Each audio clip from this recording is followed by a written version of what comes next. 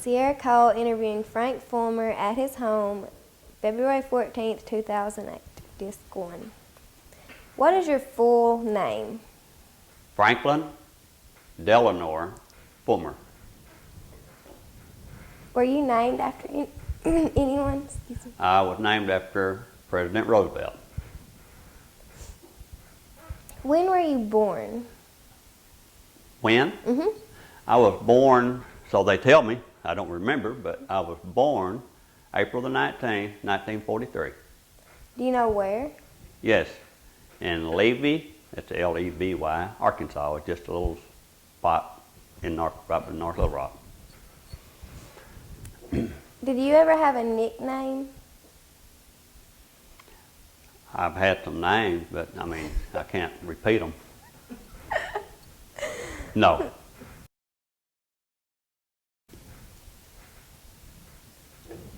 Do you know where your ancestors were from? Yes. My ancestors were Germany. Okay. Where did they settle? Where did they settle? They settled, that I've been told, and of course still things there too, is around Conway and Bologna, Arkansas. What did they do there, do you know? Basically farm. Farm. Okay. I'm going to talk about your parents. Okay. Where did your mother grow up?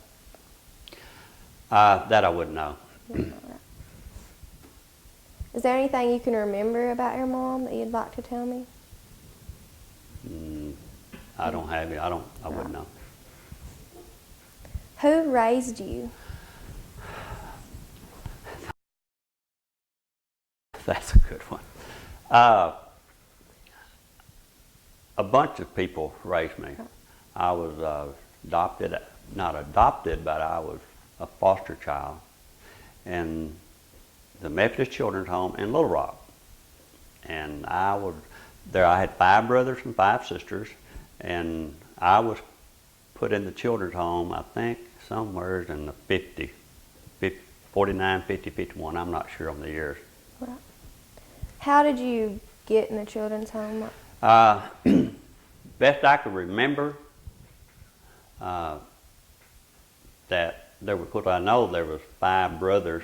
I had 5 brothers and 5 sisters, but I was the 6th child born, and 4 of us ended up going to the children's home at this age limit, and I basically I remember everything, but I don't really remember what specific question you want me to ask. Just tell about how you remember going there or what happened. Okay. First of all, I have to start out and tell you when I was born, because it's a very short period of time, because I don't remember everything. I don't remember being born, but I was told that I was originally born on, April the 19th. It was a very stormy night. I was born in a tent, and as I was told, that the reason I was given the name that I got, that Franklin Roosevelt was visiting in Little Rock at that time. And that's all I remember, or been told. I don't remember that. Yeah. And then when like I said, we had so many in our family that, of course, everybody that lived around us,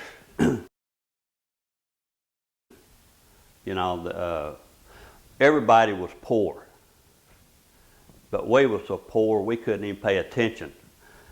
And we were poorer than the poor people that lived in the same area. And when the poor people came to our house to visit, when they left, they thought they was rich. So that's how poor we were. But anyway, I was standing out on the gravel road. It was in January. And this is the last day that we stayed at home. But my mom and dad, I guess, was separated. And there's a bunch of kids. And I don't know how or who or what, but myself and my 2 sisters, that was the only one going to school, was standing out to catch the school bus. And I remember it was January and it was awful cold. It had been sleeting, snowing, freezing, thawing. And I was out there to catch the bus, and of course I didn't have no shoes on. And the best part of the whole thing was that my two sisters had shoes. But anyway, this car came by. We didn't, you know, just a car.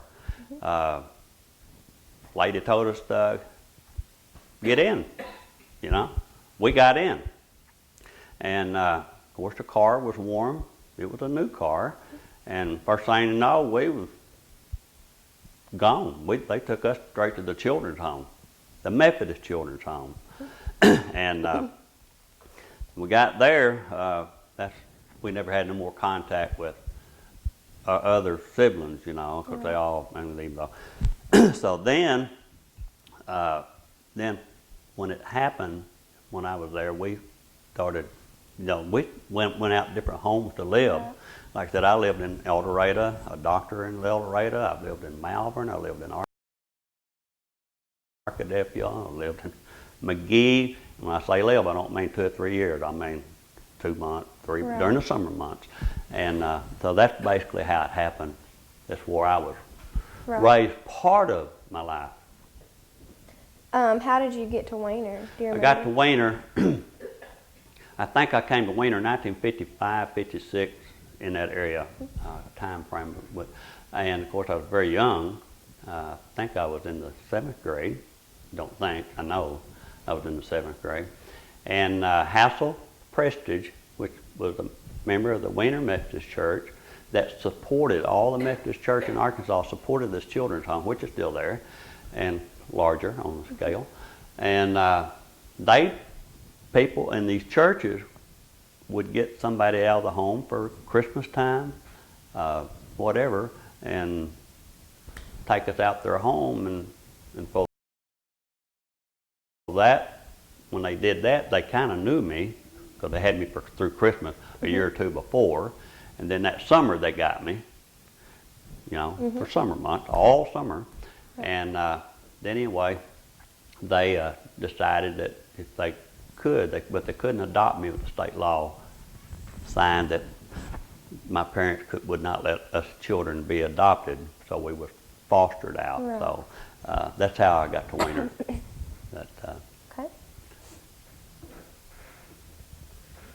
Tell about what it was, some experiences you had in the orphanage.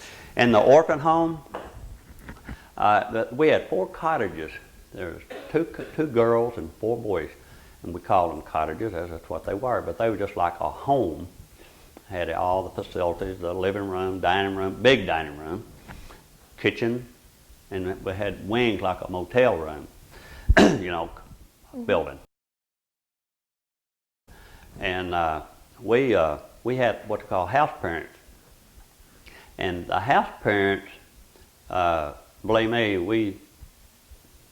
we got whippings, or normally called back in those days a beating, when we needed it, and we needed it pretty often. And it was no problem about them. They were just doing their job and trying to straighten us up, you know, and which they did, I think, to some of us. But that basically, that's children's home was some of the things that we did. You know, we kind of got in trouble a lot, you know. I mean, we wasn't trouble kids all in the children's home. We was poor people. And we went to school. We went to Franklin Elementary School. Some of the older ones went to Central High School and versus whatever. But our group, we went to elementary school, and like I said, we walked to school because there wasn't no school buses. There was, I mean, real close. Right. And went there, went through there through the 6th grade, and that's why I remember too well that, you know, I was in the 7th grade in Weiner. But the children's home, they were strict.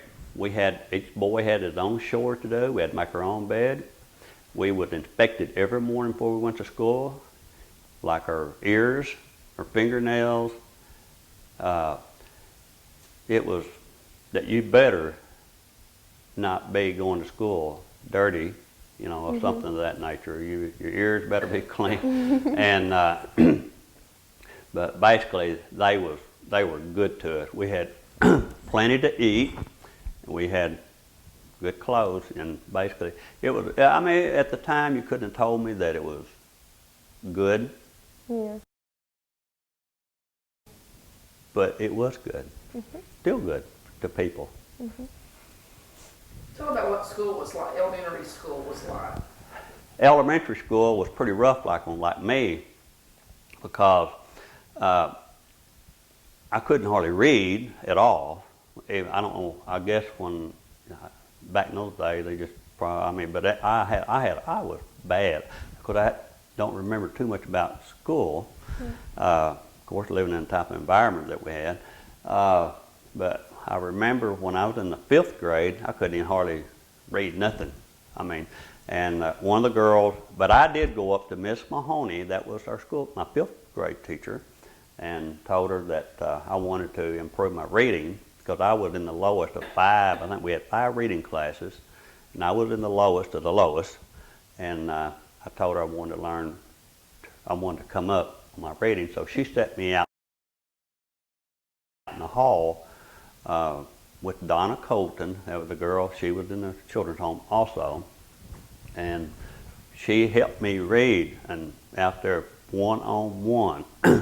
And before, I don't remember all the details. I know she helped, but it didn't stop there. I read comic books, newspapers, and the Bible, of course. You know, I mean, we were made to read the Bible, but like I said, it improved my reading. And then when I got out of the 6th grade, I was one of the top readers. Not the best, by no means, but I had moved way up the ladder. Of course, I didn't have Miss Mahoney as my 5th grade teacher. I had a 6th grade teacher, but at least I did come up. That was the back deal of me, is reading. And so I did that was in the elementary school, though. Mm-hmm.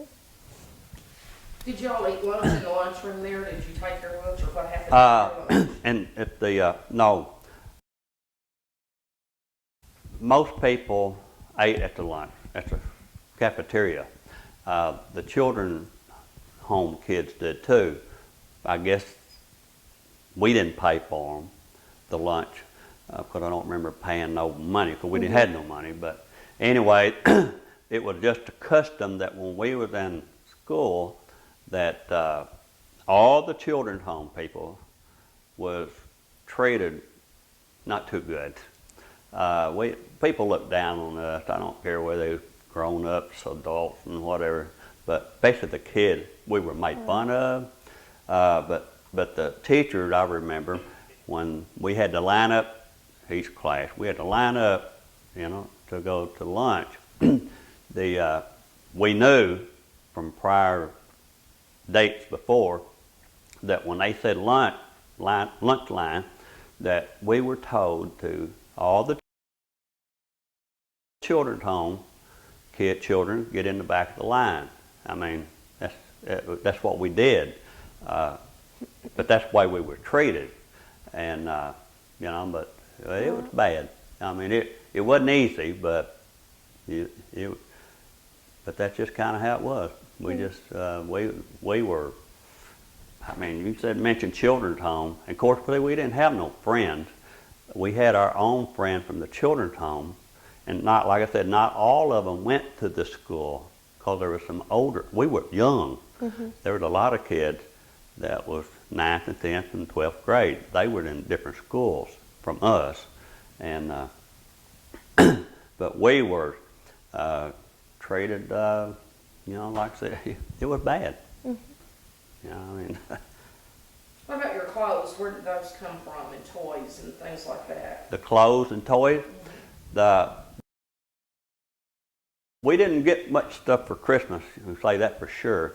The clothes was always donated to the children's home, and then during Christmas, like I told you, most all the kids. When we're talking about the whole state of Arkansas, most kids went out to somebody's home for Christmas. Then that family bought Christmas for us. You know, it wasn't like the children's home celebrated Christmas. And like I said, but me and my sister, 2 sisters and 1 brother that was there, we didn't really know what Christmas was, you know, till we went to children's home. Matter of fact, I don't even remember ever celebrating a Christmas at home, because we didn't. I mean, I guess we heard of it, but we didn't even know what Christmas was. And but those things were good for us. We enjoyed it. But the clothes was donated by people in the churches. Some of them new, some of them, most of them were used, but they were good. And then they handed it down. Say, for instance, if I'm in the 4th grade and I've got this shirt or my clothes, then next fall when school started, the boy behind me, somebody back there is going to be able to use this same shirt, and that's how they passed it down. And shoes, anything like it was all donated. And a lot of the food came, not all the food, but most of the meat and the fish that the children's home required from the Arkansas Game and Fish Commission, that somebody illegally shot a deer or a doe or something like that was illegal. It was dressed, and they, which I guess it's against the law to do that now, but at that time, and like that's how a lot of the, you know, I didn't say we wouldn't never know what pork chop was, you know, or something like that, but but that's basically how it was. And getting back to the children's home, to the parent that was over us, we had Bible study every night. I mean, every night. And when we went to church, we went to the Oak Forest Methodist Church, still there. And when we sat in one pew, where there was 12 of us boys, and one, at that time, we had a mother that what we call house parent, and her name was Miss Long, and we had to sit so still. We could not cross our legs. We better not sneeze. We better not move and we better not be squirming around, because we knew what was going to happen to us. And this brings me back to the fact that years later I wondered what would have happened if one of us boys would have got the hiccup. We would have been tore up. So I got to thinking about that, is why did not, as many times we went to church, and I got to thinking, you know, if you got the hiccup, somebody come up behind you and slam a book, it scares you out of you. So I guess we were so scared that we didn't, never did have the hiccup, because we would be punished. Yeah. Did y'all have chores? Yeah, everybody had chores. Depending on your age, but everybody, talking about this, they didn't, when I was there, they didn't take anybody that there wasn't no preschool, but started 1st grade. Nobody in the 1st grade could be there. And like I said, my youngest brother that was there with me, he was preschool and he didn't go to school, but he was the only child and the first child that ever went there, because they didn't take kids that wasn't in school. And everybody had to make their own bed, and like I said, and of course, then we had chores, like me and this other person, we did dishes for, say, a week at a time, and it rotated. But like I said, if you were eating supper out of this plate and you seen something that was dirty, maybe, and that person tells the house mother, then me and this boy here, we done dishes for 2 more weeks, because the plate was dirty, but they wasn't ever dirty because we made sure. Right. But everybody, then people, the other 2 boys, it might have been their job to wax the floors, and then maybe the other 2 boys' job, but it depends on the age group and whatever, you know, like dusting. And like I said, we were taught to say yes ma'am, no ma'am, no sir, yes sir. And that was the one thing we better do. And but they were strict, but it didn't. I mean, it really hurt our ego, I guess, back in those days. But basically, that's the way it should have been. Should have been strict. What do you remember y'all doing for fun? For fun? In children's home? At children's home, we didn't have a lot of fun Right. because we stayed busy. It wasn't like they owned 80 acres there right off. It's still right beside the University Avenue in Little Rock, which wasn't there at that time. But we had to mow. The boys had to mow the girls' cottages. You know, there was a lot of grass to be mowed, and push mowers. None of them electric or gasoline mowers. They was all push mowers. The one that you actually push. You stop, it stopped. And sling blades, but stuff like that. Or we did all this during the summer months. We had no, we didn't. We had some little recreation, something, but it wasn't. Right. When we got to go in the summer months. We did get to go. Each cottage they had one station wagon, and each cottage during the summer months, the house parent could take us boys on a picnic if that's what they decide to do. Mm-hmm. The girls' cottage, her house parent may take them to a movie once in a while. That wouldn't Right. happen very often, but things like that, and they were good to us. You know, basically stuff like that. What's the most trouble you ever got into? The most trouble? Mm-hmm. Well, I can tell you that for sure. Started out back in the elementary school, and I was in the I think I was in the 4th grade, or 5th grade, but I think I was in the 4th grade. I think that's when I decided to learn to read. Everybody had yo-yos that I remember so well, and all of us, you know, children on board like that, we didn't have no yo-yos. Mm-hmm. And being the oldest one in the elementary school, which was me, there's a bunch of them below me, we walked to school, so we walked out of our way one morning. Of course they did, because I was the oldest one, you know, I'm in the 4th or 5th grade. And we walked into a variety store, and the variety store is what we call like Kmart and Walmart these days. They had everything. And I stowed, get that in twice, a box of 12 yo-yos. There was 12 in the box. And I give each one of those boys a yo-yo that was in our children's home. Of course, we all walked to school. We were all in a group, and even though we were in different grades. Well, us being so stupid, but teachers didn't know, but we had yo-yos. And but when we got home to the children's home, when we left, we didn't have any yo-yos, and our house parent knows we didn't have any yo-yos, and we're all out in the yard slinging, playing yo-yos. So when she seen that, we blind. First thing come to her mind, she want to know where these yo-yos come from. Well, you know, of course, the small ones, and this is where they got the old phrase, the buck stops here. I'm the one, but I did it. It was my fault. And of course, she took the yo-yos away from us. And anyway, after this section, we got out of school. She took the yo-yos away from us. If you ever watched Judge Judy,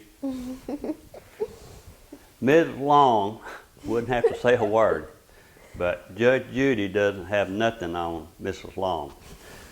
We was supposed to have Bible study this night. All of us boys were looking forward to Bible study tonight because we know what we were going to do tomorrow. We were going to have to go face the lady at the variety store to take his yo-yos back. Right. And of course we were grounded, punished, not beaten with a belt or anything, but we were punished. And the biggest punishment we had back at that time, it was reading the Bible. You know, we didn't want to read the Bible. We went to church, you know, every Sunday, but we had Bible study every night. And but when we were punished, we had to go to our room. You stayed in your room, and reading the Bible wasn't so big a deal, you know, really. but it's the fact that we had to remember like a chapter or so many verses, and we had to repeat it to her, and it better be right or you stayed grounded longer. So anyway, I took that, and so we all went. She took us back down there in the station wagon to the variety store, which is on 12th Street, right across from the Little Rock and Zoo. And I had to go back there, and we all went behind this closed door, and I had to tell the lady that was running the place that I stole these yo-yos and gave them to all of these other boys.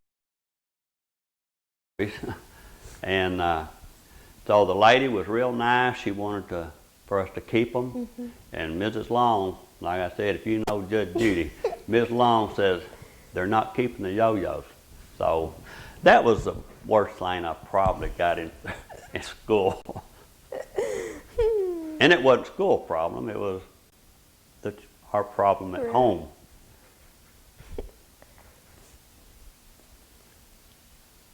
And needless to say, that night when we got caught,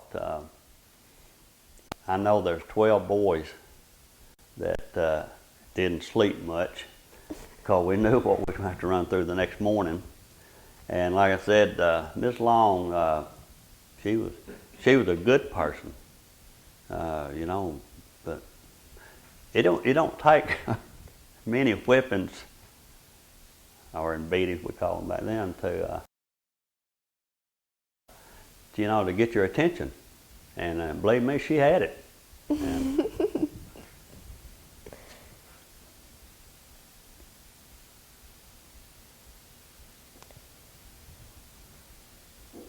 do you remember the first funeral you attended? the what? Do you remember the first funeral you attended?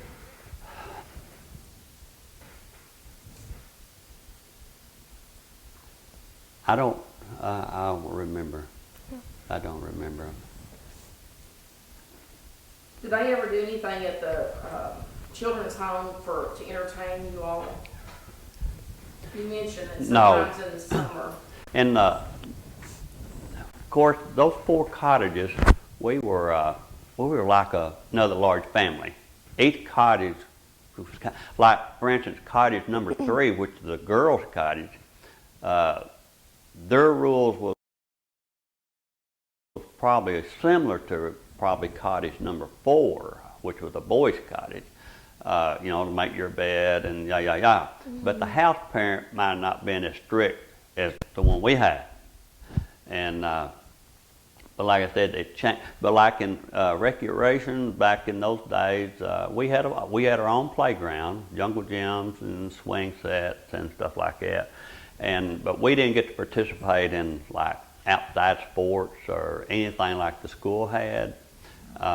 Never, and like the children's home as a group never did anything. We did it as a cottage, you know, like in the summer months. Like I said, we once in a while would get to go to Burns Park, or once in a while get to go to Camp Aldersgate. There's another little park over there. And once in a while we got to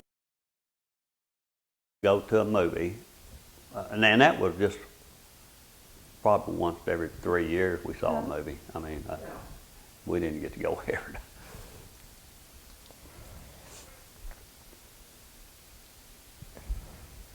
What about the time that you met Elvis? Like Elvis? Previous, Oh, yeah. When I was in the 5th grade at Franklin Elementary School, of course, like I said before, we didn't have any school buses. And we were told that for some reason, of course, in our class, we was there from 8 o'clock to 3:30, you know. So the teachers told all the children's home children, which was probably 6 of us, maybe, or 3 of us, be in this class, and it skipped around, whatever. And to report to the principal's office, which was, her name was Miss Millington. And I think that's Judge Judy's mother. But anyway, we got up there, and all the children's home group, boys and girls, there was a school bus, and it was Arkansas at that time on the side. Arkansas Deaf and Blind.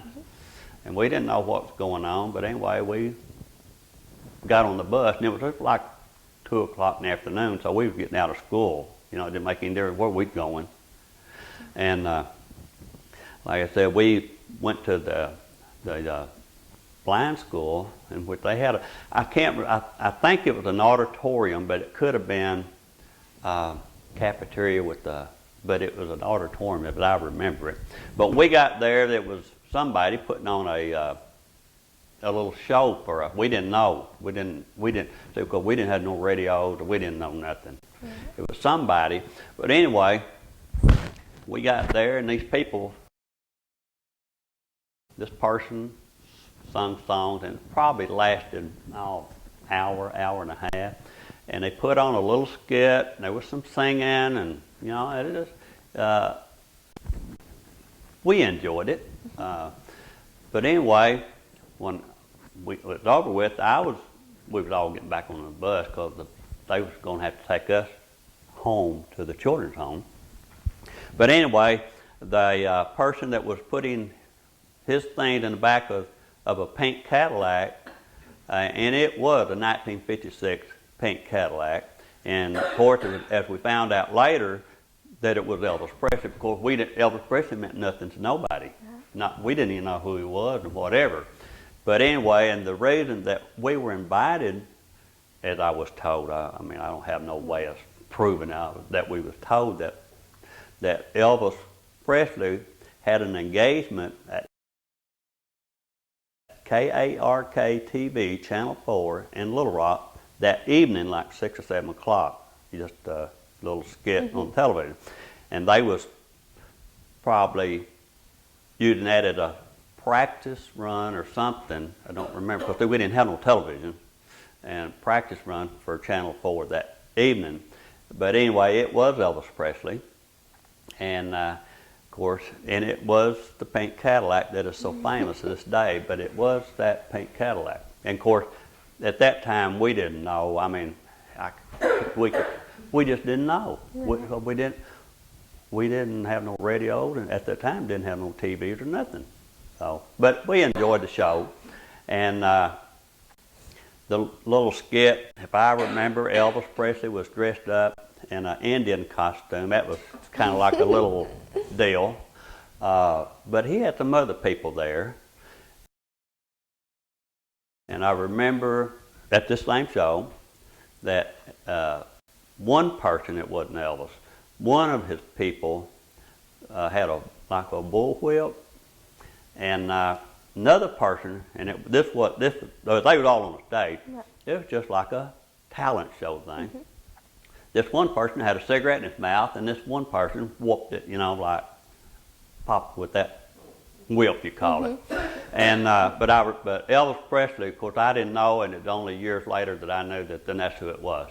We didn't know, but it was quite an experience, you know.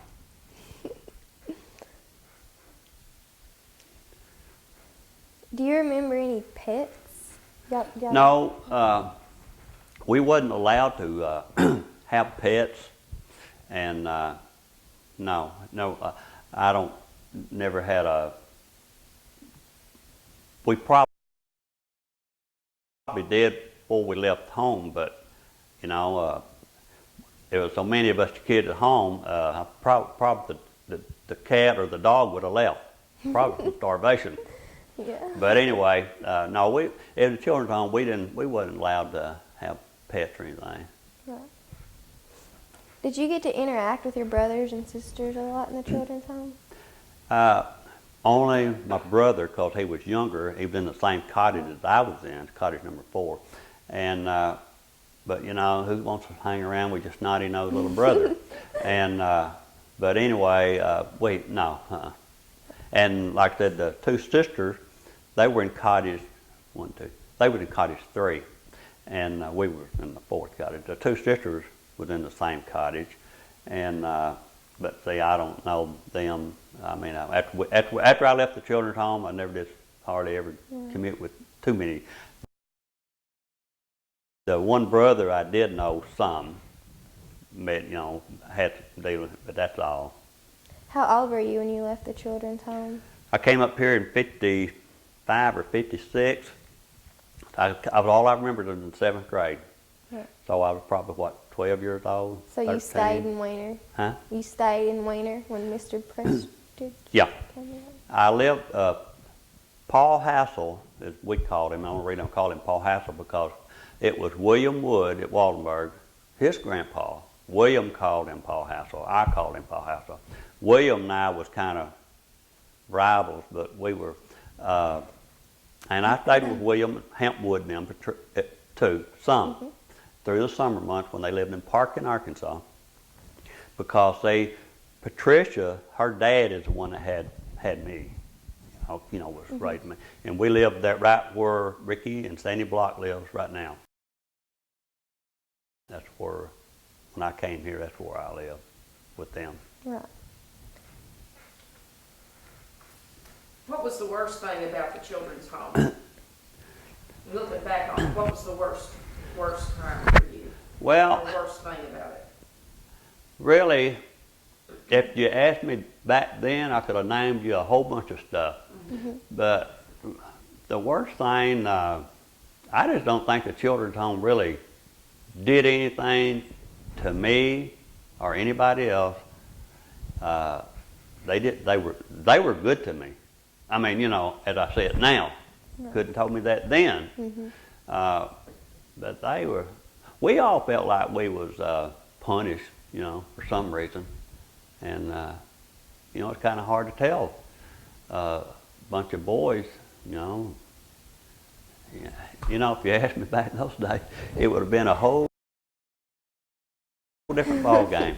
But I look back and I see kids, even when I was in 10th, 11th, 12th grade here in Weiner, or years after I graduated, that how kids don't respect their parents, they don't respect their brothers and sisters, they don't respect what they have.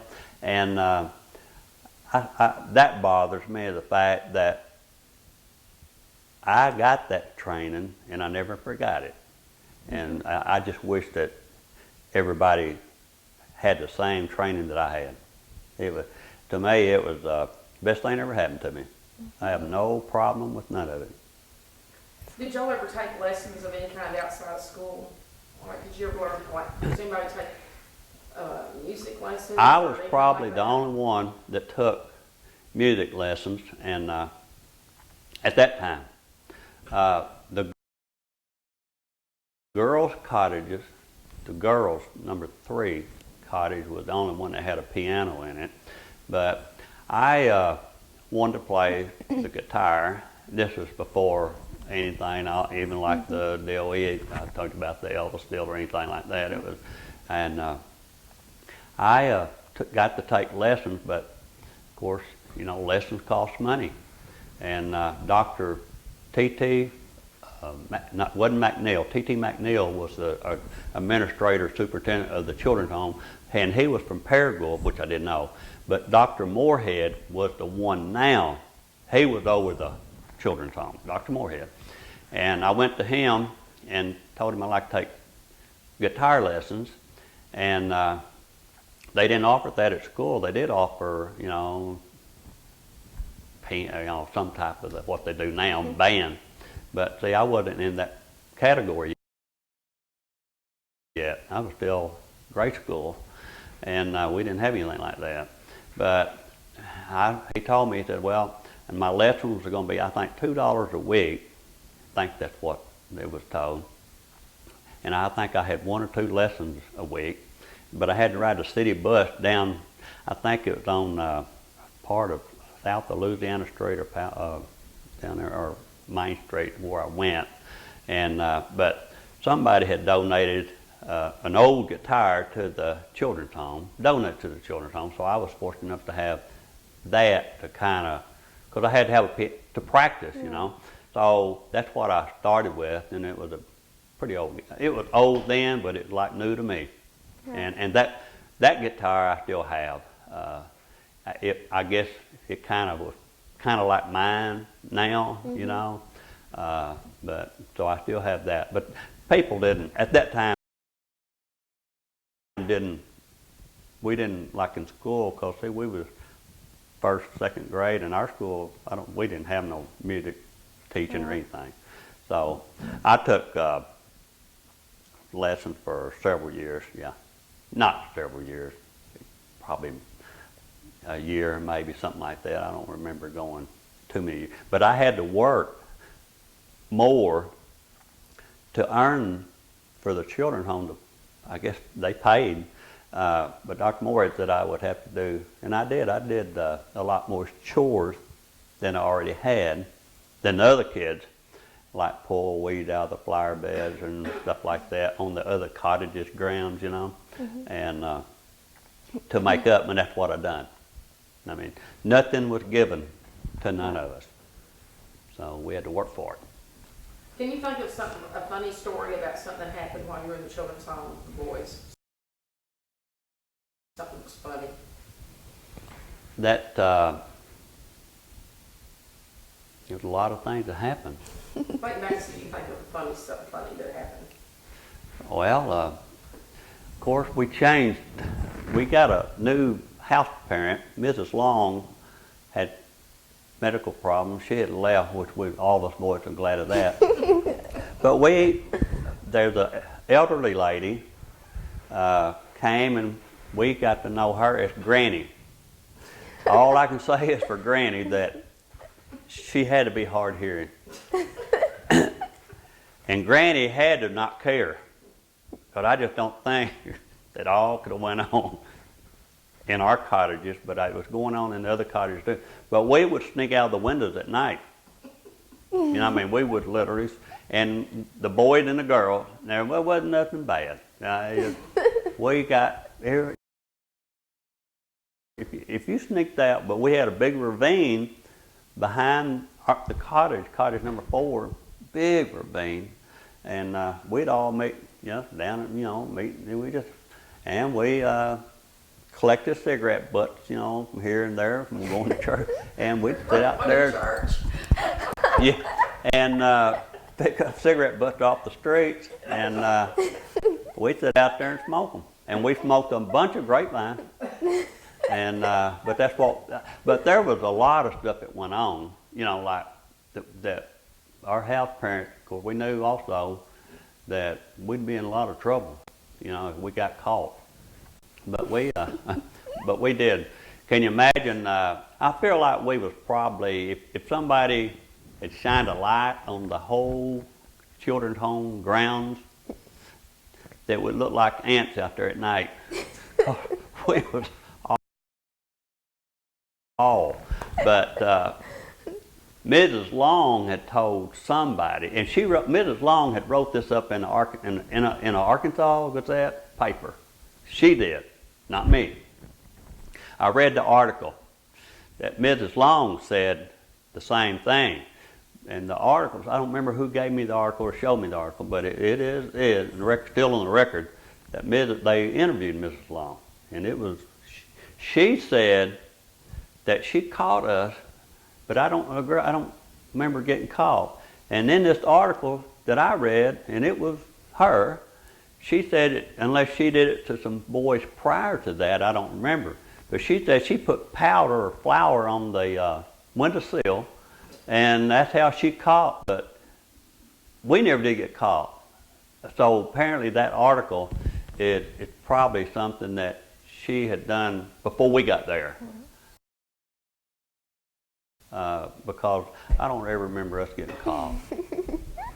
But it was a lot. What was the worst thing you remember that happened to y'all while you were there? Well, the worst thing was is about the yo-yo. Okay.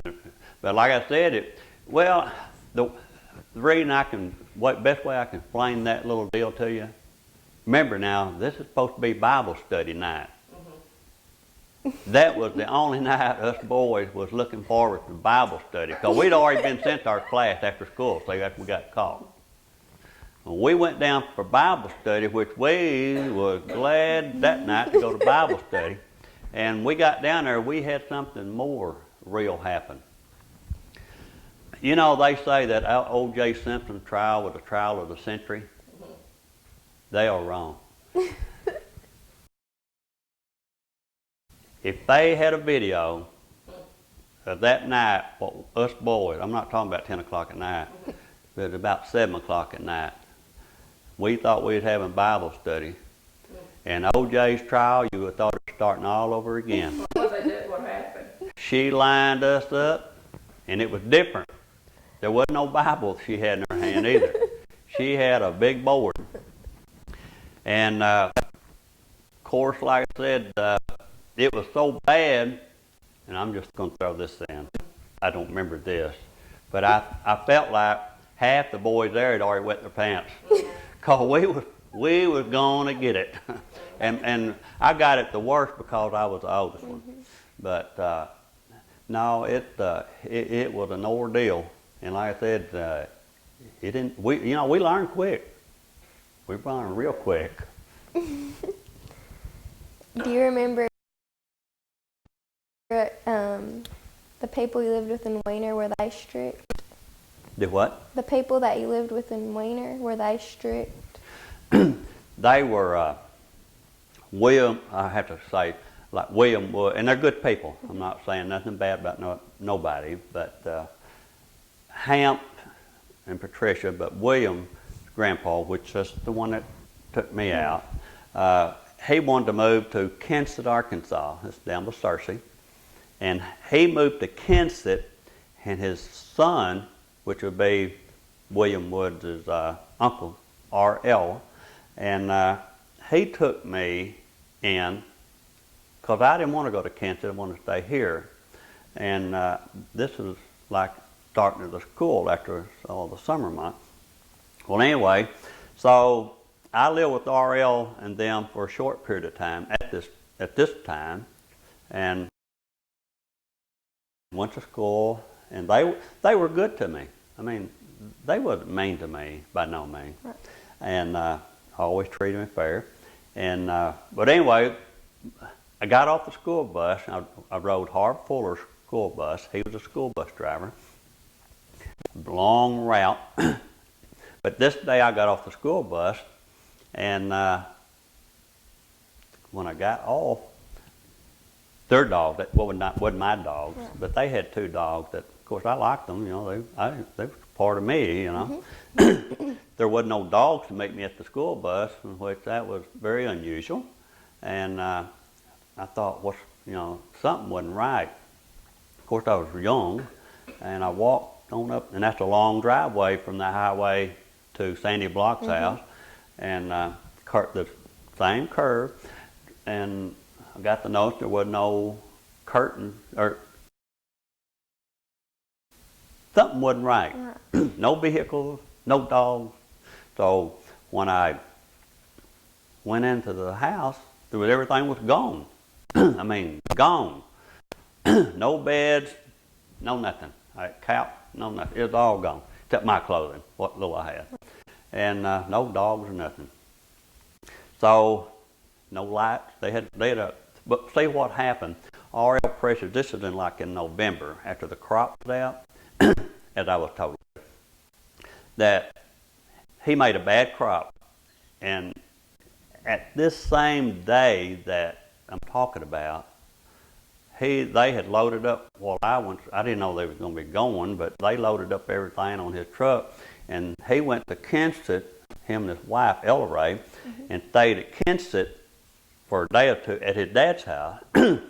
They were going to Amarillo for a winter job. He worked in this candy cane, little candy cane you get. He worked at the candy factory in Amarillo, but I don't know all this stuff then. But anyway, I thought, well, no light, no electricity, no bed, no food, so I didn't know what was going to happen. And so I couldn't tell nobody. And because I knew that I would be sent back to the children's home. I done had friends up here at Weiner, my friends, and I had freedom. Well, I had freedom. Anyway, the next day at school, which was a long night, nothing to eat, sleeping on the floor. Got up, went to school the next morning. So Alan Rudd was my closest friend in my class, and they lived right up close to where Jimmy Mack and them live right now. The house is still there. I told Alan Rudd about it, and I didn't know what to do. And Alan wanted me to come and live with them, but I knew that I was going to get in trouble if I did. See, I was under Paul Hassel, the one that moved to Kensett Care. That's where the state knew I was supposed to be. I wasn't in Kensett, and I was here. RL and them had left me, and I knew I was going back to children's home. Well, anyway, Alan Rudd spent the night with me, a couple of nights, whatever. But the only thing that I had to eat there at that, they left. I don't think they left it for me, but at that time it was called Rex Jelly, and under the metal cabinet sink, they didn't take those because they was attached to the house. But under there was a jar of 2/3 weight, 3/4 weight full of Rex Jelly. Well, I had no silverware to eat with or nothing, but and I had to do it with my hands basically. But I that's what I lived on, and I stayed over there 2 weeks. And somebody pulled up, of course, at night too. Now, no electricity, no nothing. While I'm in that house, we had plenty of visitors. They did at night, like 11, 12, 1 o'clock at night, like stealing gas, but there wasn't no gas, you know, and they had the gas thing that they did have. Had the cylinder on it, and you had to pump up if you wanted 5 gallons of gas or 8 gallons of gas. You know, it had that glass on. You won't remember, but anyway. But about 2 weeks I lived there by myself. But now, like that, Alan Rudd spent some time once in a while, get off the bus. But his parents didn't know there wasn't no parents over there either. How old were you? I was in 7th grade, I believe, or going in, might have been starting at the 8th grade, but I'm not sure on that. But anyway, a person after I got out of school, you know, of course, we got off the school bus at 4:30, and you know, in November it gets a little dark early, and somebody come up to the house, and of course I was scared, and didn't know this person. They was well dressed. And I went out to meet them, didn't let them come to the house, and come inside because there wasn't nothing there, and knew I was going to be in trouble. So he asked me a bunch of questions. I don't remember the questions because I was so scared. Anyway, and he wrote down something, whatever, and he got in his car and he left. So I had another free night of my own, and of course with no TV, no nothing. It is a long night. And William Wood's Uncle Jim Prestige, which just lived right, I can tell you, well, I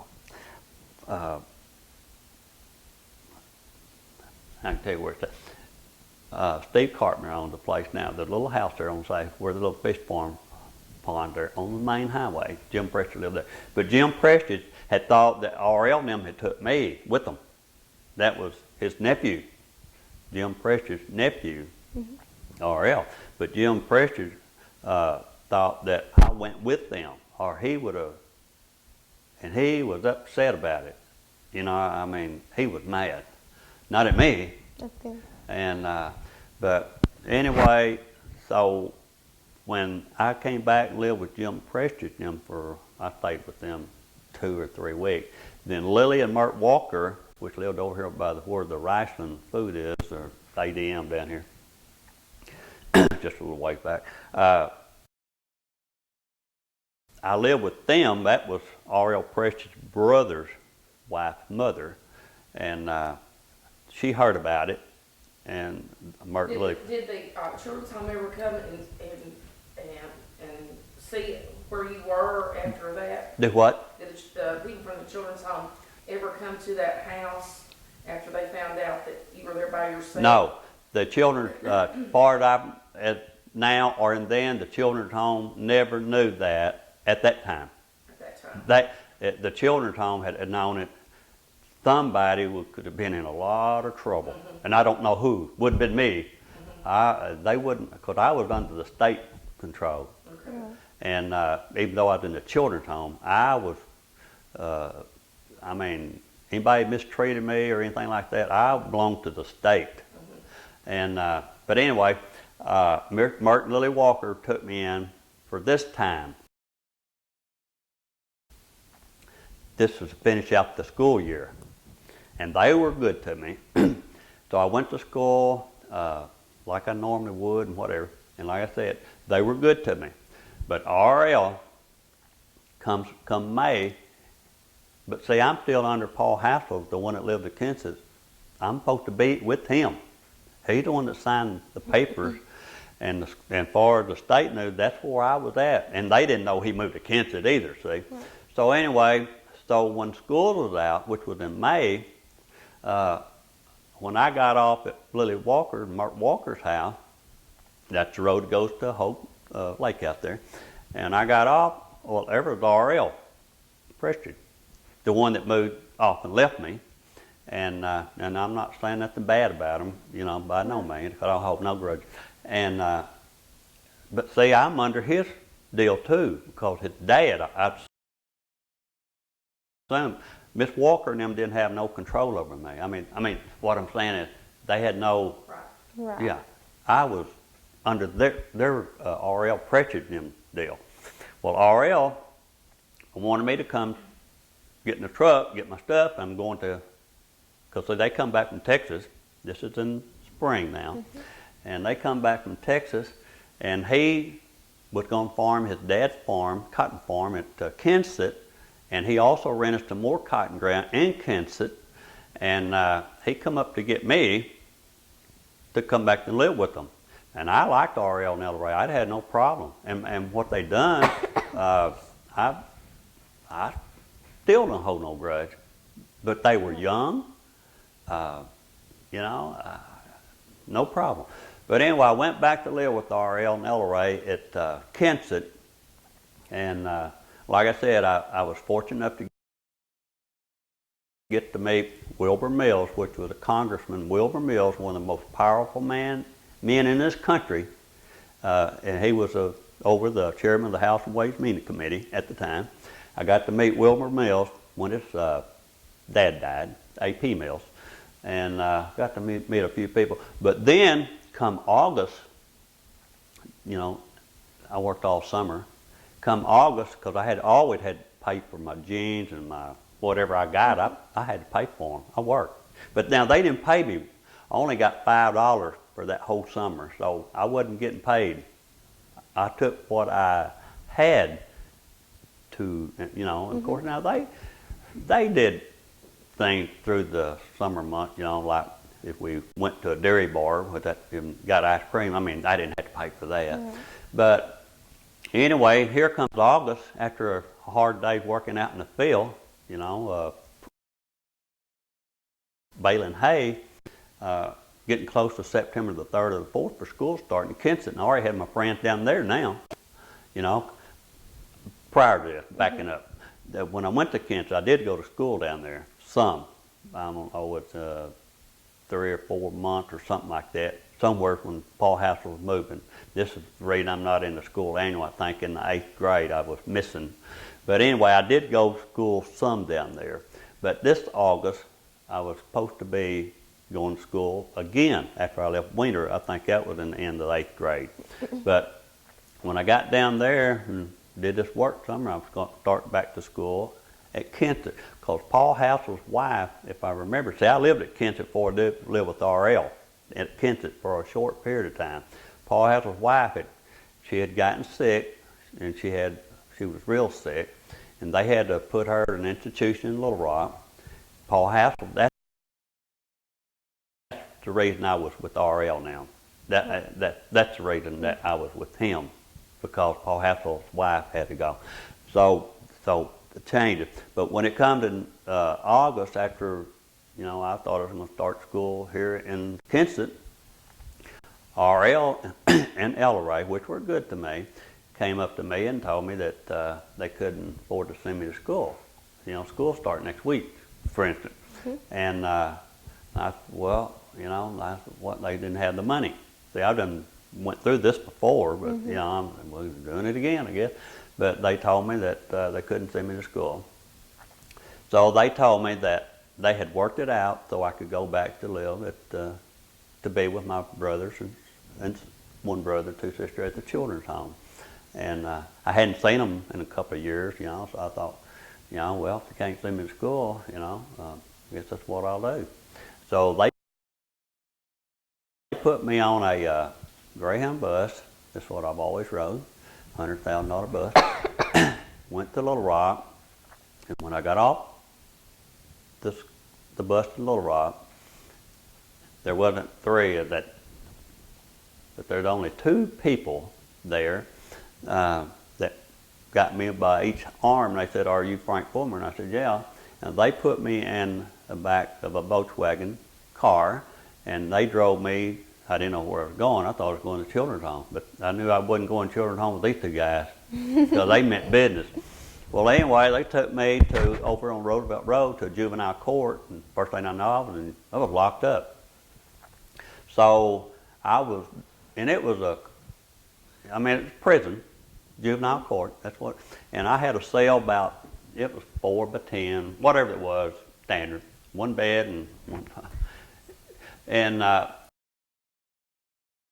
all the other people in there, you know, I mean, all down, I mean, it was prison. And of course, after the people locked me up, they went back, and I didn't do anything.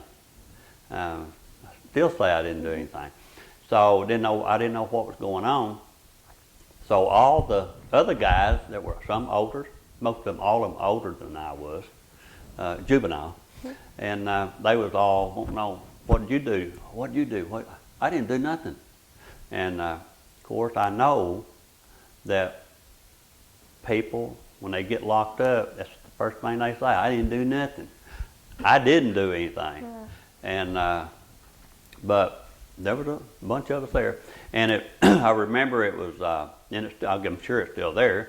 It was there close to the old Arkansas State Police Headquarters, and it's right before you get to the Arkansas Livestock Show grounds. It was, and it's still there, I'm sure. And I think I was locked up for it seemed like 2 years, but it's probably 2 weeks. Oh. You know, it wasn't. No, I just said it seemed that long. But anyway, so when Mrs. Robinson, the lady that picked me up in January when we left home, this same woman was over me. You know, she was the people. She worked for the state, and she come in there to ask me what did I do to get in trouble. I didn't do anything, so I didn't know, and this is why I've always had to be on the defensive. I've always, and still am, real defensive. You know, I'm not going to say your glasses are ugly. You know, because I don't do that kind of stuff. But if you said my glasses are ugly, then I would probably say, well, yours are too. You know, I mean, I'm on the defensive all the, and but anyway, Mrs. Robinson would ask me what happened. So I told Miss Robinson exactly what I've told you about all the things that happened and why it happened. And this is when they found out about it. So the only way I knew that I could possibly get out of that cell, because I didn't do anything, you know, I was either going to break out somehow, but on the outside of my window, of course, all of the other boys' windows too, they had it wired, gated, bulldogs and everything. So it was jail. I mean, locked up, prison. So I told Mrs. Robinson, I got to thinking, I said, what am I going to do? So I thought the only way I could clear myself is ask Mrs. Robinson to take me up to Kensett, you know, take me up there and set me down in front of RL, and then El Rey was good. RL and El Rey was good to me, but they said something or said I'd done something to get the monkey off their back. I think. I can't prove it. But anyway, I just said, take me up there sit me down in front of them and ask them to tell you in front of me what I'm supposed to have done, and I won't say a word. I mean, even if they say I did something, I will not say a word. But I would like, because I think that Ariel and them are good people. Mm-hmm. I just don't think that they would tell her in front of me, because I didn't do anything, and they were good to me. So I think they declined the interview. I really think Mr. Robinson called them. I don't know that either. But I know one thing. Disc 2, Sierra Cole interviewing Frank Fulmer at his home, February 14th, 2008. Okay. Okay. You're asking, he was going to tell me about coming out to live with the Walkers, with Mark Walker. Yeah, I came back to live with Merton Lily Walker. I was very fortunate to get to do that. But before I left down at Little Rock, when I was still locked up, I had the options of going to live with a family at Benton, not Benton, yeah, Benton's just 17 miles south of Little Rock. I had a chance to go to, or an opportunity to live with the people that had a horse farm down there and raised horses, and or I could have. I had these three options, and I had an option to go to live somewhere up in the northwestern state part of the state to live at, or I thought they told me a Presbyterian boys' school or something. It was something of that nature. I don't remember. It was something up in northwest Arkansas.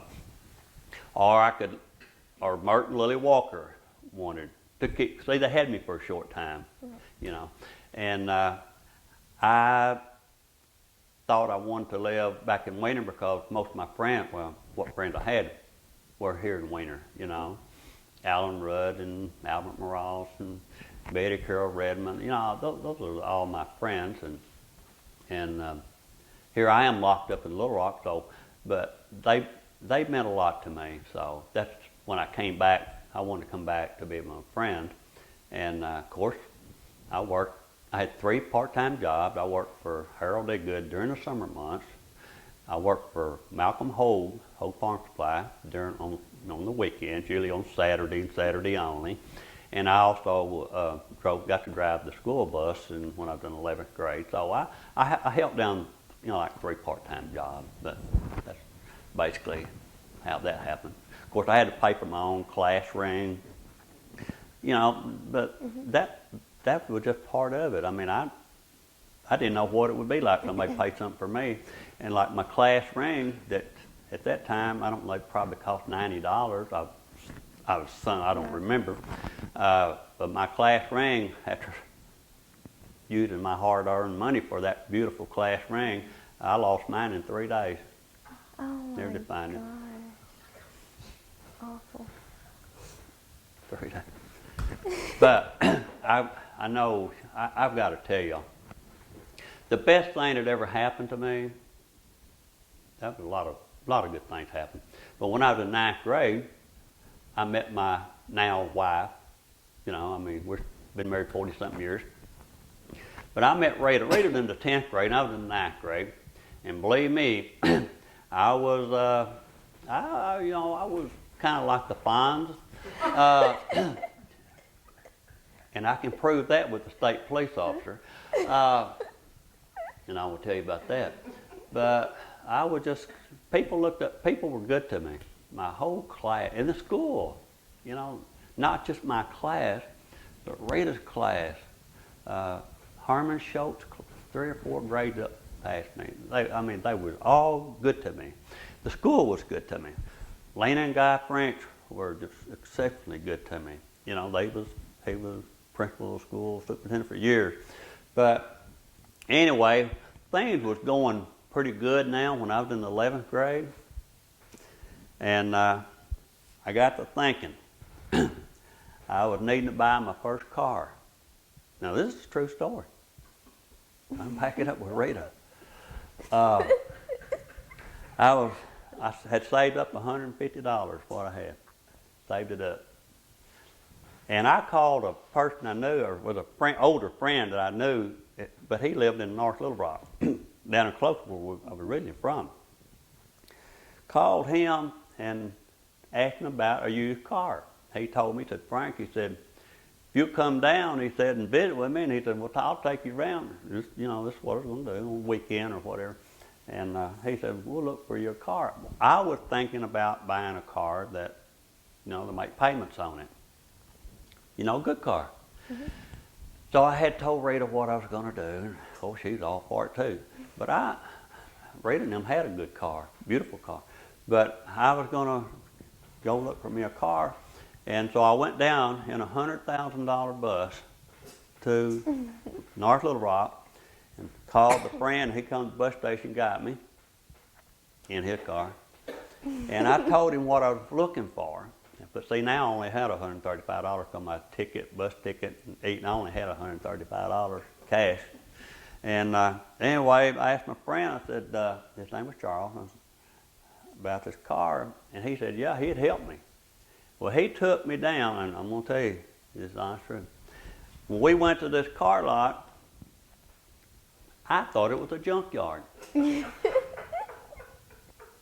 I mean, it was on Conway Pike, and I know it. I thought, well, I didn't tell him, I wanted a car. I didn't want a junk. But all the cars parked on each side of the Conway Pike. They were just parked on this car dealer. Oh, it's terrible. And there wasn't nothing out there there wasn't no cars I thought was for sale. They was junk. Mm-hmm. And but I had $135 on me. We got out. That was his friend too. See, I didn't know all this. And his friend reminded me of somebody like Bud Lambert, good guy. And one knows if he'd help me. And my friend told him that I was looking for a car, and I was looking for a car.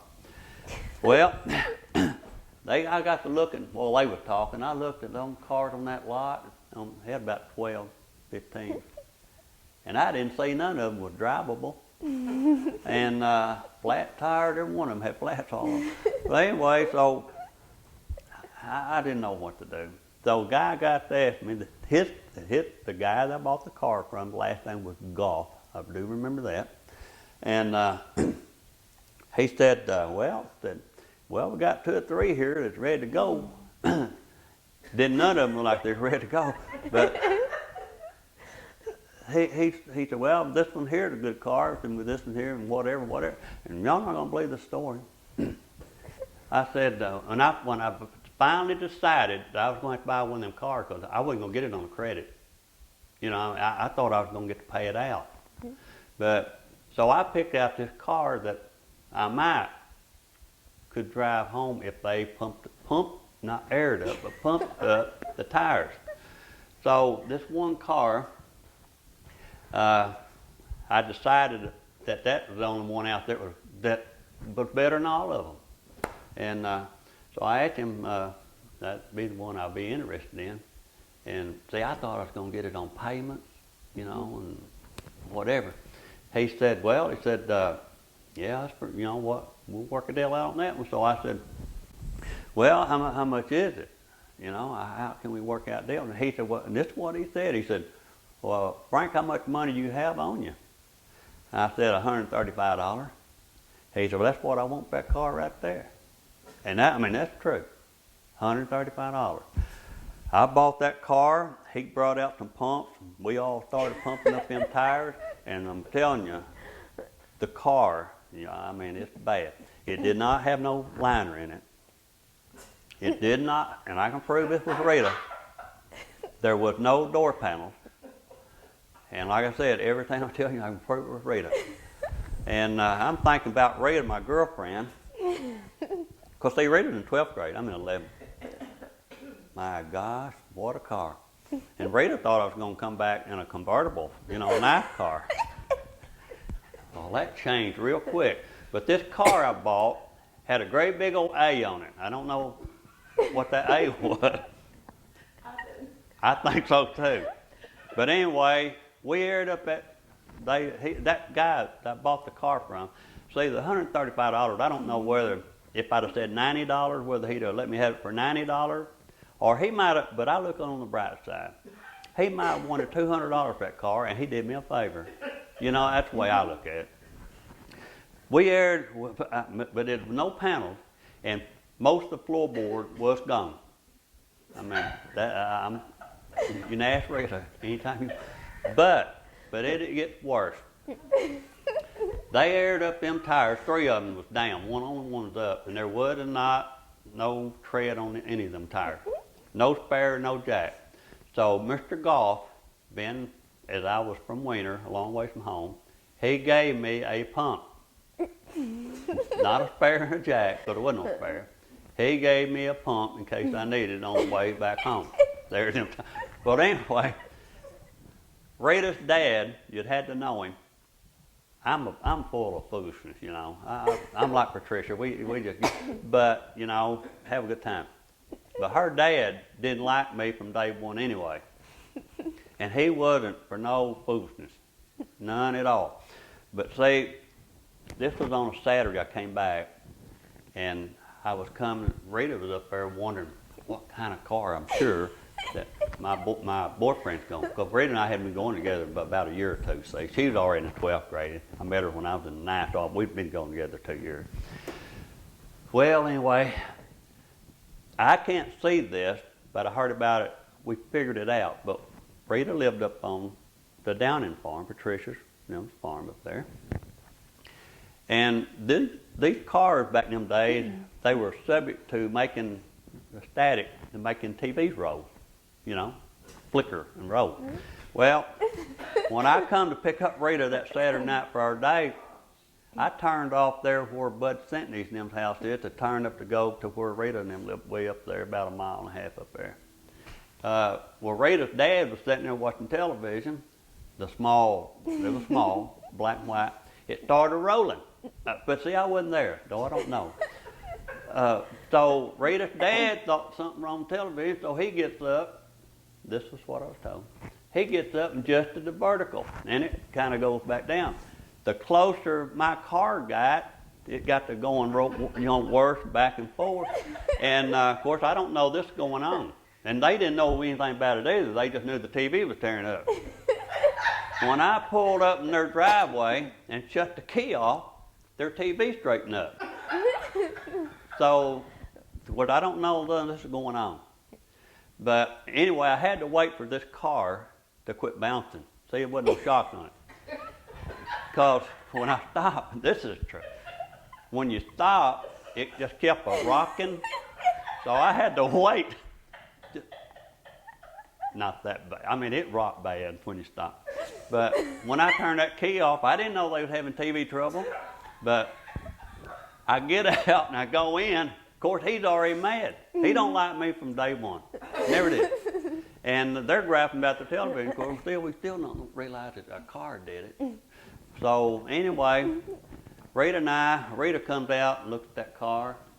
Oh my God. That big old A on it. If the A. No floorboard. Nope. Oh, well, she ain't got that close yet. Rita was scared of it. But if it had been an M or an F for Fulmer, or M for McAvoy, it would have been different. But a big A on it. Big old A. It was a beautiful A. Well, anyway, boy, I could see Rita's. I mean, I was getting kind of proud of that car. You know, I mean, I knew I had a lot of work to do. Well, Rita got in, and of course now it's getting dark, but under my feet, it was completely rotted out. I had to sit like this, you know, drive, and I can tell you exactly how many, they were yellow striped in the road at that time, not white. Those, I think there were 13,912 stripes from Little Rock to Wiener, because I could count them all. And but there was no ceiling and no door panels. But anyway, Rita and I, it was dark, and Rita told me to turn the interior light on. It didn't have one, because it was all gone. The only light we had in it on the dash was the dimmer switch, a little bitty red light, and it was dark, see. So anyway, boy, Rita, she didn't say anything. I think her pride was, she had to swallow a lot of pride. And then I think she was more worried about her friends seeing her in her boyfriend's new or vehicle, because I don't know how many people she told that I was probably, and I wanted to come back in a nice car. And we pulled up there in front of the Victory 3-8er, and I stopped. That car kept a-bouncing. But it got started when we came across the railroad track. You know, I'm not kidding you, it bounced. We stopped, we wanted to go to the movie, and I told Ray, I said, just hold on, it'll stop in a minute. Rita was really embarrassed. And the reason I was real polite. I got out of my driver's side, walked around, opened her door. See, it had one seat, it wasn't a bucket seat. But Rita could have slid out from the same side I was on. Most boyfriend, girlfriend, that's what they would have done. But Rita, she was scared of that hole in the floorboard. So I went around and got Rita out. Car's kind of slowed down now. So anyway, so now I'm going to remodel this car. I'm going to fix it up. Miss Walker helped me. We bought some vinyl, and I put that top in. Pretty good. She sewed it. She was a seamster, whatever you call it. She's good. And it looked good. I took cardboard and we paneled those, put new panels on it. But the one thing I didn't do yet, I needed to do something that darn dash. So I thought, well, what could I do? I worked Harold did good, but what could I do? And I thought, well, I need to strip that dash off, strip that paint. And they came out with spray paint, cans, came out with spray cans. So I thought, well, I stripped that paint off when I had nothing to do. I had to make that car look nice. And so I got some clean strip.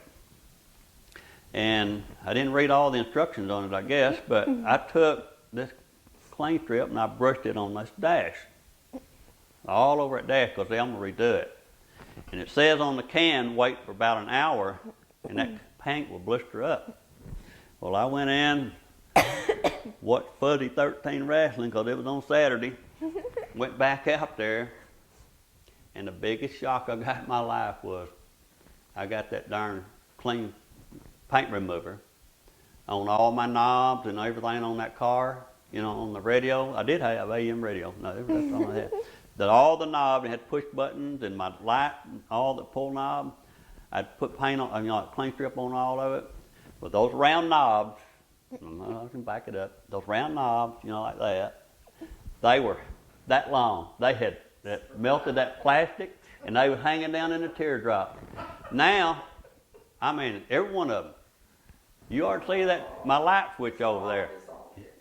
It's just a round knob. But anyway, when I went out there and looked, and I could not believe it. Every knob I had strung down there. Well, anyway, of course, that didn't set too well either. But basically, and what I'm telling you about the car, it is a fact. But of course, like I said, every time I picked up Rita, now we figured out that it was my car causing their TV to run. Of course, I wasn't ever there, because when I was there, my car was off. And when I was in the car, I wasn't watching television, because I didn't watch TV with them in. But her dad, he cussed pretty bad. And they knew within 3 miles before I got to Rita's house, the closer I got, the more that TV rose. And her dad, I guess, hated my guts when I was pulling, because like I said, about the time I turned off there, Bud Cindy, them home place. Well, that's about where the TV started rolling. Of course, the closer I got, that old TV, and like I said, and Fred now, they were raising, and I'm going to tell you now, he can come up with some pretty bad cuss words, and he was cussing me all the time. But that is really true. How long did you keep the car? Well, that brings up another subject. How long did I keep it? First of all, I must tell you that things are not as good for me now as it was when I was in 11th grade. Because I haven't since that time have ever paid cash for any vehicle I ever had. How many people can whip out and pay cash? I'm not write a check for a car. And I did it in 11th grade. And I kept that car probably about a year. I got another one right before I graduated. I was going to senior trip, but didn't get my $135 back though. I think Otto Roosevelt bought that car. I don't remember. But anyway, Rita, she kind of, when you're in this car listening to radio, AM, and it just had that little drum, drum, and had that little, when you're on the radio, the music, and gosh, Rita and I just bounced around. And You may be the one got started, the guys who have the woofers in their cars. Oh yeah, Oh yeah. y'all were doing that before it was even popular. I've had people when Rita and I be walking off say, "Hey Frank, what's wrong with your car?" I said, "Oh, it'll settle down in a minute." But I can't read Rita's mind.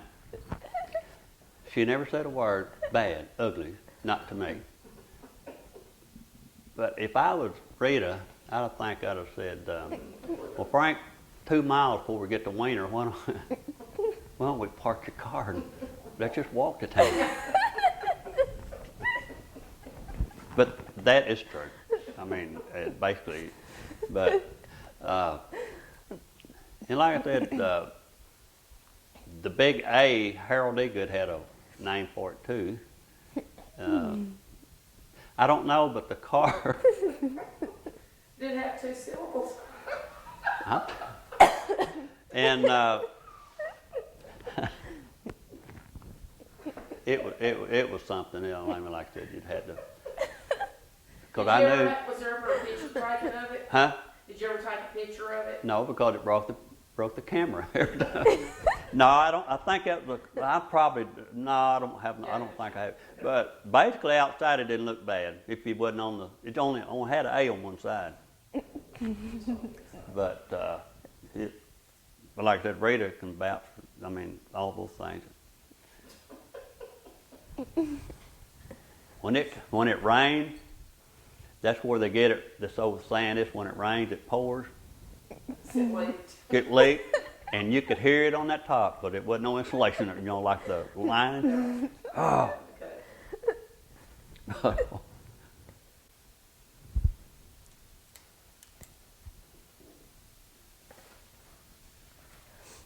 Who was the first president you remember? That I remember. That was when I was in children's home. It was Dwight D. Eisenhower. What is the thing you most remember about him? Well, I didn't know whether there was any. I didn't know nothing about presidents or nothing. I didn't know none of that stuff. So all I knew was President Eisenhower. Didn't know whether didn't know nothing. And of course, years later, I learned, that he was, a general and a famous general and stuff like that. Which of course, I learned that later. At that time, I didn't know. And but basically, the best, if you haven't, and you probably won't, you may have, I don't know. But if you ask me, like, for instance, who other people's life means so much to me, not mean to me, but makes a difference, I can tell you. Everybody had a different story. And a lot of people don't realize this, a lot of people in our area, I'm talking like Tennessee, Alabama, Louisiana, that's what area I'm talking about. A lot of great people came out of this area. For instance, like Roy Rogers' wife, Dell Evans, from Osceola, for instance. Conway Tweedy. But it goes on. Glenn Campbell. Sam Walton wasn't from Arkansas, he's from Oklahoma. But we have so many people as like in our area that means, but the most person that I can say that I look at them, more so, is I look at like Colonel Sanders means so much to me.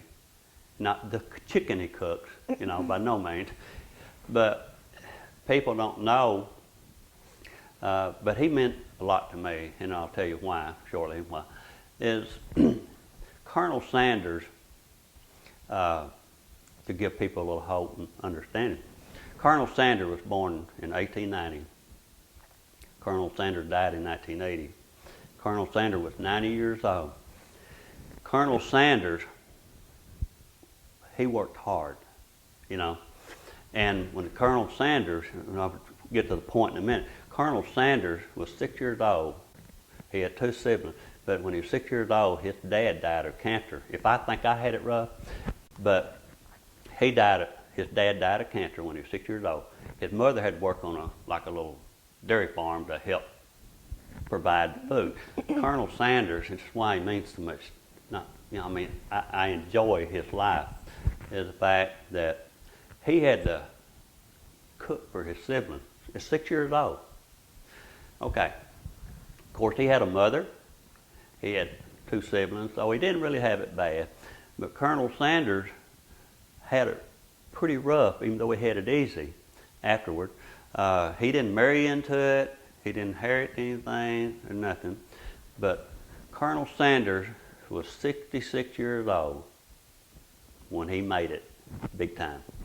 So I say, you know, if a person 30 years old when they feel sorry for themselves or, you know, life is slipping away, don't ever give up, because, you know, like I said, Colonel Sanders was 66 years old and nobody gave him nothing. And he made it big. So if you're 50 years old or 40 years old, and when you get to that area, and if you don't think that you did any good, or don't ever give up, you know. Colonel Sanders didn't give up, and then, but like I said, he had it rough, and he's not always cooked chicken. You know, he started out cooking when he was 6 years old for his siblings, so that to feed them. But see, he had a little service station, and they called me gas station. And the reason he got into this cooking deal is because so many people came by and said, "Do you know any place where we can have lunch or serve dinner?" So what he did in his service station, he had a table, only six people, and when they come by get gas and ask him, yeah. So he was cooking. He started cooking chicken in this area, and this is how it started, and it was years and years, and he got out that, and he went. And when I'm getting back to in our area, Colonel Sanders was trying to be a lawyer, and he was trying to be a lawyer in Little Rock, Arkansas. At the time frame, it kind of means a little bit to me. At the time frame that I was standing out there in the mud with no shoes on, catching the school bus, which, you know, that was the morning we was picked up. So Colonel Sanders hadn't had it always good, but people shouldn't give up. And I mean, and like Sam Walton, I have no problem. But people think Sam Walton made it on his own. Sam Walton did not make it on his own. People think he did. Most people that makes it want you to think they did.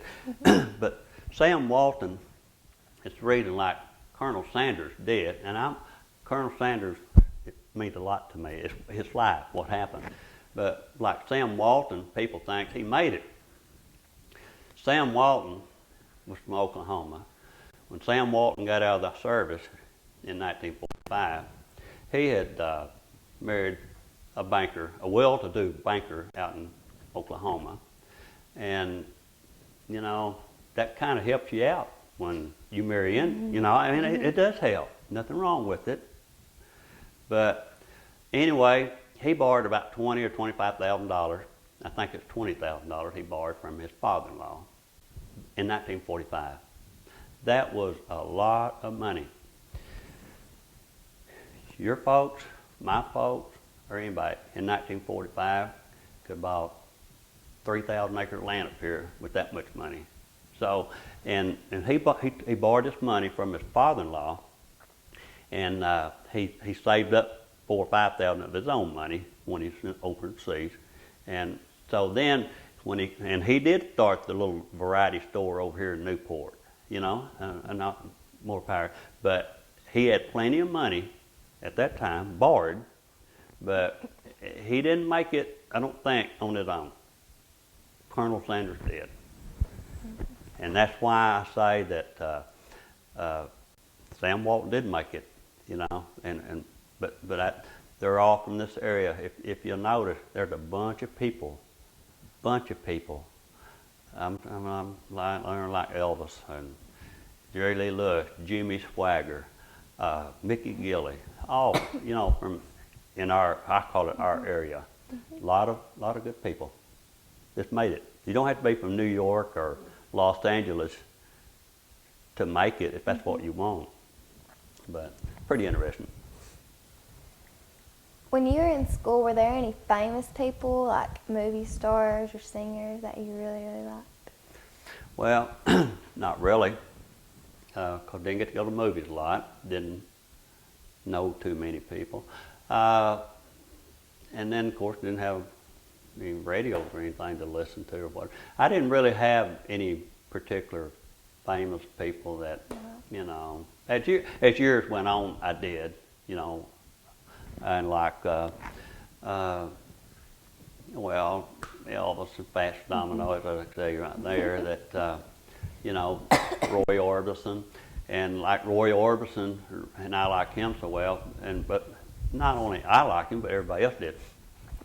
Elvis Presley even made a remark that he think that Roy Orbison was the best singer, had the best voice of anybody he ever heard, and so, but Roy Orbison and I like Fats Domino, Jerry Lee Lewis, but I didn't really have anybody particular, you know, that I, you know, could say that I worship. I don't know that I ever bought an album, you know. First of all, I didn't, you know, if you bought a record, you had to have something to play it on, and so I didn't have that. So, but I didn't have anybody that I really looked up to, you know, for an actor or anything. Yeah. Well, I think we're done.